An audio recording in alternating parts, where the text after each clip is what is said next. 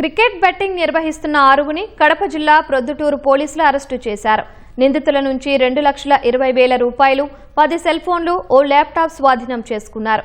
Proddatur Yerraguntla bypass రోడ్డులో IPL మ్యాచ్కు సంబంధించిన లావాదేవీలు చూస్తుండగా ఆరుగురిని అదుపులోకి తీసుకుని రిమాండ్కు తరలించినట్లు ఏఎస్పీ తెలిపారు.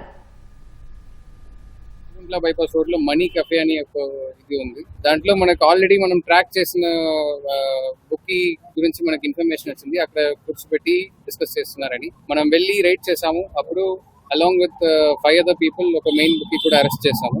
2,20,000 రూపీస్ ఇన్ క్యాష్ అండ్ తీసుకొచ్చి మనం ఇన్వెస్టిగేషన్ చేసాము. మనీ ట్రయల్ వర్కౌట్ చేసాము. దాంట్లో we identified around 16 accounts and దాంట్లో we have frozen around 4,14,000 rupees and ఈ 6 people కూడా లైక్ లాస్ట్ కేస్ మనం ఆర్గనైజ్డ్ క్రైమ్ సెక్షన్ కింద పెట్టి ఇప్పుడు రిమాండ్ చేస్తున్నాము.